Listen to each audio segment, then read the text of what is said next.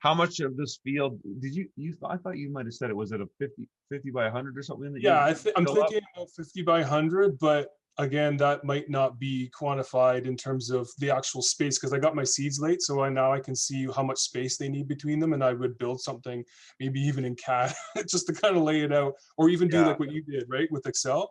So I think 50 by 100 is enough because we're going to fence that as well, so to keep the critters out. Yeah, yeah. So what's a 50? Let's see here.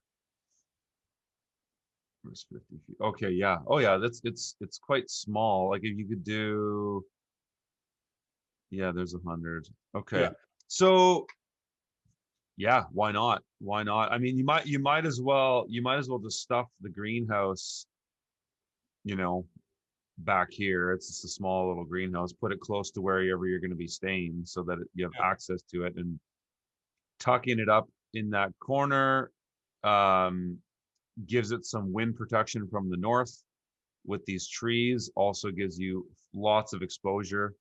It really opens it up, and then you could, that field, just put it right around here. Just do all this, get that field here, 50 by 100, whatever it is.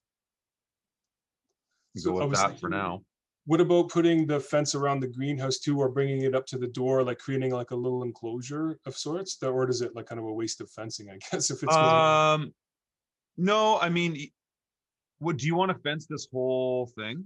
No, just like what you're showing there, because I think if we go from here, it would probably be much larger, and I don't know if I would fence that. I think it would be more traditional, right? Like you just be, Well, I don't know, my actually. thinking is if you're gonna like, are you talking about like permanent boundary fences? Like you're gonna put in like 10-foot posts and then do like a high tensile fence kind of thing? Possibly, yeah. So, I mean, if it were me, I would just fence this whole plot because Okay. you're gonna expand into it. Mhm. So if you only fence, like let's say you do this area, let's say you kind of do it around the greenhouse a bit or something, you kind of do Yeah, an area like that. yeah. If you fence that now and then next year you want to do more land, now you have to pull out fence posts or open things up, and then Okay. you So know go ahead. like the cost, like, so it's about let's calculate it here. It's about $15 a foot. So let's just see what this would, if you were to fence this, what would this approximately cost? If you just went and said, let's just do the whole thing, because at the same time, maybe you're not 100% sure where this project will go, and then I could see a reason to start small. But Yeah. 634 feet there, 634 times 15. So yeah, 9,500 bucks, Yeah. opposed to if you just did it. So 9,500 bucks opposed to if you just kind of fenced what you're going to use this year.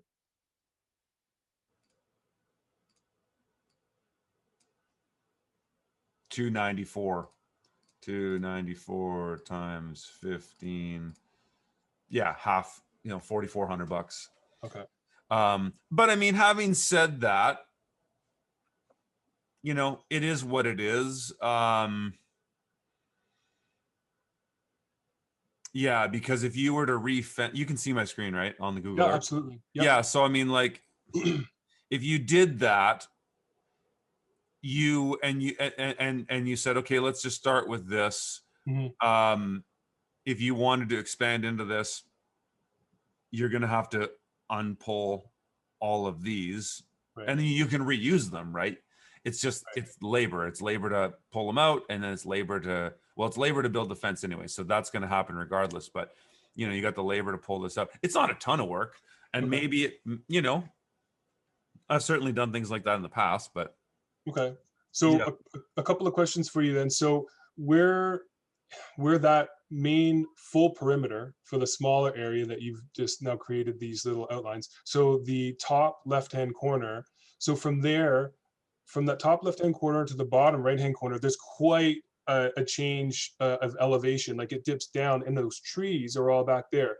I mean, Yes. ideally, I think the greater growing area is in this front section. We're not going to do that because it's too exposed. Like we want, actually, that greenhouse is probably going to come closer to the bottom right hand corner. Yeah. But regardless, that's the layout that you're doing. Yeah. Because I'm thinking about the sun. Is the sun? Am I going to lose sun on the backside of those trees that are not going to hit it if it gets down in like a bit of a gully, or like a bit on the backside of Oh, the? okay. Yeah. Let me pull up. Let me look at the contour map and see. Oh, I see. Because yeah, this actually. Dips way down. Yeah, I see what you're saying now. Yeah, it's not as clear on Google Earth as it is with this. So Yeah. yeah, I see what you're saying. Yeah, because Really drop. Yeah, slopes, this actually slopes to the north. Well, it's like west north. Okay. I see what you're saying. Yeah. So that little corner there, that's kind of why we wanted to do 100 by 50, because that's the only relatively flat area. And also, I mean, I think it would be difficult to install a large high tunnel if you don't have a relatively flat base, right? So could you just use this? That's already part of the campground. So Okay, that's okay. So part of the you need to green. use Yeah. this field, and so we're And really it's talking tilled. about this zone here. Yeah. And it's tilled, right? So we don't have to, Yeah. tarp it. Well, I Okay. guess, yeah. Yep. That's yeah, absolutely. Okay. It's basically just what I showed you, but just, Yes. move it there.